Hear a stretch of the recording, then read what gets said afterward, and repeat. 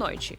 Este é a edição das notícias da Ucrânia na UATV em português, onde contamos dos eventos que afetam o mundo. Inscreva-se em nosso canal para não perder nenhuma informação importante. Hoje, dia 3 de fevereiro, vamos destacar o seguinte. Viktor Orbán, da Hungria, entrou em mundo de pânico à beira de perder sua cadeira. Ele entra com processos contra a União Europeia e gasta grandes quantias na tentativa de comprar lealdade. As negociações de paz entre Estados Unidos, Ucrânia e Rússia. Sobre o que eles estão falando? E a Índia está realmente pronta finalmente para parar de comprar petróleo russo? As comunidades estão congelando não apenas na Ucrânia. Na Rússia, que começou a guerra, não se pode arcar com nada além da guerra. O inverno cobra seu preço de qualquer forma. Cidades russas mergulhadas no inferno comunitário em meio a geadas rigorosas. Acionar o modo de emergência extrema parece ser a última esperança do atual primeiro-ministro húngaro, Viktor Orbán. Ele tenta reverter a vantagem da oposição nas pesquisas usando tudo o que pode e, como um populista morbido, age como tal, comprando votos a qualquer custo. Um pacote de gastos pré-eleitorais já está em andamento, grande parte do qual pode chegar aos eleitores em apenas 2 meses antes de uma votação parlamentar decisiva. Fevereiro é o mês em que vale a pena esperar pelo carteiro ou pelas transferências bancárias. Viktor Orbán, primeiro-ministro da Hungria, no Facebook. Orbán está acionando todos os botões do seu painel populista. Ele promove um aumento de 11% no salário mínimo, uma pensão de 13º mês e a primeira parcela de um benefício de 14º mês para aposentados, um bloco eleitoral fundamental para Orbán, que, segundo as pesquisas, ainda favorece seu partido no poder. E, ao que tudo indica, continuará favorecendo, independentemente do o resto do país acabar caindo cada vez mais na dependência do gás e do petróleo russos, apenas para que Viktor Orbán mantenha sua cadeira. O governo também dobrou os benefícios fiscais para famílias e ampliou as isenções vitalícias do imposto de renda para mães. Mulheres com menos de 40 anos e 2 filhos receberão seus salários sem desconto de imposto de renda pela primeira vez em fevereiro. Orbán tem um bom motivo para recorrer tanto aos estímulos fiscais, já que pesquisas mostram que o partido da oposição, TISA, de Péter Magyar, está vencendo com 2 dígitos entre eleitores decisivos em várias sondagens.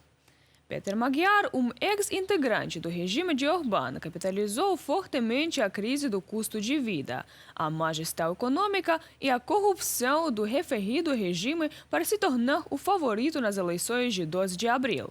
Viktor Orbán é prejudicial para a economia húngara, afirma a própria economia do país. No ano passado, ela cresceu 4% ao ano e mal teve crescimento nos últimos 4 anos. Isso obviamente é culpa de Orbán e, da mesma forma óbvia, seus aposentados favoritos correm o risco de terem suas pensões completamente cortadas muito em breve, mesmo que continuem rejeitando a dura realidade enquanto esperem pelo carteiro ou uma transferência bancária prometida por Orbán.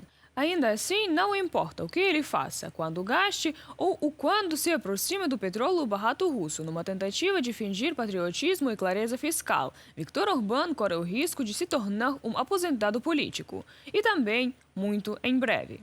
Os maiores desafios de Orbán têm sido a crise da acessibilidade, o baixo crescimento e o choque da inflação nos últimos anos. Mesmo que as novas medidas ajudem de certa forma, pode ser tarde demais e insuficiente. András Biro-Nagy, diretor da Policy Solutions, um think tank sediado em Budapeste. Então Orbán está gastando muito. E Orbán processa a Europa por não permitir que ele negocie petróleo russo barato em nome da independência da Hungria. Mas isso não é novidade. Orbán entra com as ações legais contra a União Europeia sempre que sua monarquia é ameaçada. Ele fez isso em 2025 por causa de recursos russos congelados. Ele também não gosta que seu poder de veto, fortemente abusado por ele, seja ignorado pela União Europeia. Justo. Alguns dos principais especialistas mundiais sugerem uma solução para o problema. The fact that one country O fato de um único país, Viktor Orbán, na Hungria, poder simplesmente vetar qualquer decisão, travar a aliança e sabotá-la por dentro. É óbvio que existem conflitos de interesse e eles estão aceitando o dinheiro dos russos. O mesmo vale para Fico, na Eslováquia. Precisamos de um sistema melhor de controle dos membros quando eles saem da linha, quando são corrompidos. Eles deveriam ser punidos ou expulsos. Se você não apoia o que 95% da aliança quer fazer, então pode simplesmente sair. Você não precisa fazer parte disso, Hungria. Você não precisa fazer parte disso, Eslováquia. À medida que o clima político se torna mais desfavorável para ele, Orbán fez de novo. Entra com processos judiciais e gasta o dinheiro húngaro em uma quantia equivalente a 2% do PIB. Parece de fato um modo de pânico. E talvez ele também tenha um bom motivo para isso. Até agora, há poucas evidências de que todos os seus generosos benefícios e ações legais contra a União Europeia tenham conseguido alterar, de alguma forma, o clima político anti-Orbán em todo o país. Uma pesquisa da Publicis, publicada na segunda-feira, mostrou Peter Magyar-Cisa vencendo o Fidesz de Orbán por 48% a 40% entre os eleitores decididos, a mesma diferença de um mês atrás. Talvez vejamos mais mudanças neste mês. Algo me diz que sim, e certamente manteremos você informado. Um rascunho de um acordo bilateral sobre garantias de segurança para a Ucrânia com os Estados Unidos foi finalizado. Kiev agora aguarda o avanço do trabalho substancial em acordos relacionados à recuperação e ao desenvolvimento econômico. Isso foi declarado pelo presidente Volodymyr Zelensky após uma reunião com a delegação ucraniana antes de uma nova rodada de negociações trilaterais com os Estados Unidos e a Rússia, em Abu Dhabi. Essas negociações estão agendadas para os dias 4 e 5 de fevereiro. O presidente aprovou o quadro do diálogo e definiu as tarefas para a equipe. Nossa equipe continua trabalhando com a parte americana para que decisões concretas em prol da paz possam ser ampliadas. Hoje houve uma reunião com nossa delegação. Os integrantes já estão a caminho. As reuniões acontecerão na quarta e quinta-feira, e não apenas em formato trilateral, mas também teremos nosso próprio formato bilateral com os Estados Unidos. É importante que, durante esse período, os Estados Unidos também apoiem de forma decisiva o diálogo, todas as oportunidades disponíveis para o diálogo, e trabalhem com a parte russa de acordo, para que os ataques e o terrorismo russos não comprometam o que pode ser alcançado. O presidente Donald Trump anunciou mais um acordo, desta vez com a Índia sobre o petróleo russo, que, segundo ele, ajudará a acabar com a guerra contra a Ucrânia. Trump disse que discutiu o assunto com Narendra Modi. No entanto, o primeiro-ministro indiano ainda não confirmou oficialmente que recusará o petróleo russo. Em dezembro do ano passado, já havia uma tendência de queda nas entregas de petróleo da Rússia para a Índia. Sob as sanções dos Estados Unidos e a pressão de Washington, as refinarias indianas estão ajustando suas estratégias de compras de petróleo. A Índia planeja, em particular, comprar mais petróleo de países do Oriente Médio e dos próprios Estados Unidos. A compra de petróleo de países da América Latina, principalmente da Venezuela, também está sendo considerada. Ele concordou em parar de comprar petróleo russo e em comprar muito mais dos Estados Unidos e, potencialmente, da Venezuela. Isso ajudará a acabar com a guerra na Ucrânia, que está acontecendo agora, com milhares de pessoas morrendo a cada semana. Donald Trump, presidente dos Estados Unidos na Truth Social. O presidente dos Estados Unidos, Donald Trump, declarou que se espera boas notícias nas negociações de paz entre a Rússia e a Ucrânia. Ele expressou publicamente otimismo sobre o assunto, observando que as conversas estão progredindo e podem gerar resultados positivos muito em breve. Trump também afirmou que, a seu pedido, Putin concordou com uma pausa temporária nos ataques à infraestrutura energética da Ucrânia durante o frio intenso e, na noite passada, a Rússia atacou a Ucrânia novamente. A Ucrânia enfrentou outro ataque combinado em grande escala, com alvos na infraestrutura energética. As forças russas atacaram usando drones, juntamente com mísseis de cruzeiro e balísticos. O ataque incluiu o uso de mísseis antinavio Zircon. A maioria das armas aéreas foi direcionada a Kiev e a região circundante.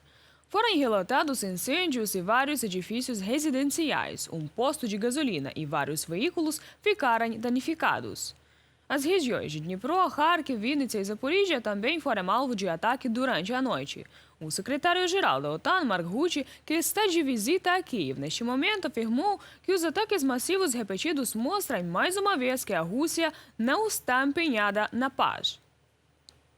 Acidentes graves em serviços habitacionais e comunitários na Rússia durante o mês de janeiro foram registrados em uma em cada 7 regiões. Enquanto Putin gasta todo o orçamento na guerra contra a Ucrânia, os edifícios russos estão literalmente a desmoronar-se.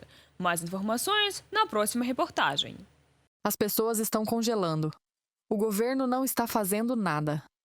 Em Omsk, os moradores bloquearam uma estrada devido à falta de aquecimento em suas casas. Os moradores do microdistrito de Serebriany e Bereg reclamam dos radiadores frios, enquanto as autoridades municipais ignoram seus apelos. Problemas de aquecimento são registrados na maioria dos distritos de Omsk, e este é apenas um exemplo do colapso dos serviços públicos na Rússia. Desde o início de janeiro de 2026, o país agressor enfrenta uma onda maciça de emergências no setor de habitação e serviços públicos, relata a publicação VOTTAK. Em diferentes regiões, tubulações de aquecimento, redes de água e linhas de energia estão falhando quase simultaneamente, deixando milhares de pessoas sem aquecimento, água e eletricidade em meio a fortes geadas. E eliminar tais emergências é caro e extremamente difícil.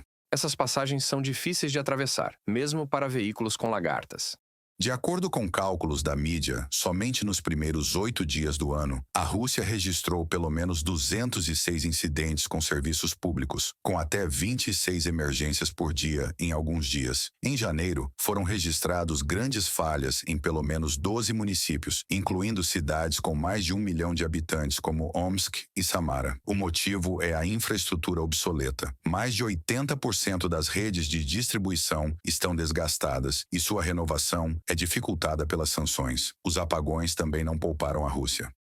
Segunda onda de apagão generalizado em Murmansk, devido a uma falha na linha de energia. Não há eletricidade nem aquecimento em edifícios residenciais em pelo menos 2 distritos da cidade, e parte das lojas, hospitais e escolas não estão funcionando. A internet também está fora do ar. Atualmente, centenas de edifícios residenciais estão sem energia e aquecimento, principalmente nas partes central e oeste da cidade, além dos subúrbios. Pelo menos 5 hospitais não estão funcionando. As pessoas estão sendo encaminhadas para aqueles que têm eletricidade. Algumas mercearias estão fechadas. De publicações da mídia.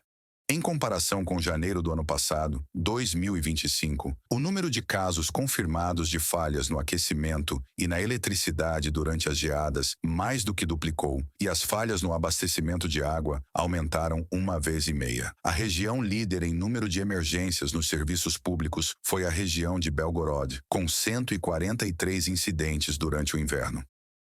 O desgaste das redes de habitação e serviços públicos na Rússia varia por região entre 40% e 80%, segundo estimativas anteriores do ministro da Construção, Irek Fayzulin. Ao mesmo tempo, apenas 2% da infraestrutura é renovada anualmente, embora seja necessário o dobro disso apenas para impedir a deterioração, afirmou Alexander Yakubovsky, membro do Comitê da Duma Estatal para Construção, Habitação e Serviços Públicos. Apesar do envelhecimento das redes e das emergências em massa, o governo previu uma redução gradual das despesas com habitação e serviços públicos no orçamento trienal, de uma publicação do The Moscow Times.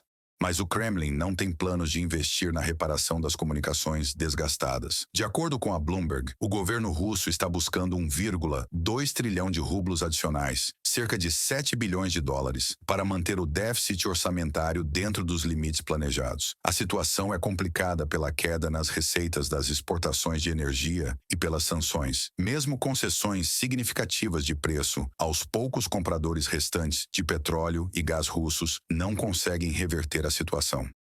Aqui, nem mesmo o desconto absurdo que os russos oferecem sobre o Urals para as refinarias indianas ajuda. Se analisarmos os dados de janeiro, esses volumes são os mais baixos do último ano e meio. Vemos que a Índia está, de alguma forma, reduzindo suas compras de petróleo russo. Portanto, o Kremlin está intensamente retirando dinheiro da população. O aumento dos preços e das tarifas é uma tentativa deliberada das autoridades russas de encher o orçamento do Estado, afirmou o Serviço de Inteligência Externa da Ucrânia. O volume da massa de mercadorias está diminuindo porque, em vez de produzir bens civis, investir na agricultura, cultivar pepinos, tomates, batatas e grãos, processá-los. Enormes recursos, dezenas de trilhões de rublos, são direcionados para a produção de instrumentos de morte, tanques, canhões e lançadores de granadas. Na Rússia, não apenas os bens de consumo e o transporte estão ficando rapidamente mais caros, mas também os serviços públicos. A queda da renda real, o endividamento e o aumento dos preços tornaram-se os principais motivos de uma onda recorde de falências. Em 2025, as falências judiciais de pessoas físicas cresceram 1/3 e atingiram quase 570 mil casos. Ao mesmo tempo, mais de 97% dos processos são iniciados pelos próprios devedores, que admitem não ter condições de quitar suas dívidas. Reportagem de Victoria Shishtukina para UATV Notícias.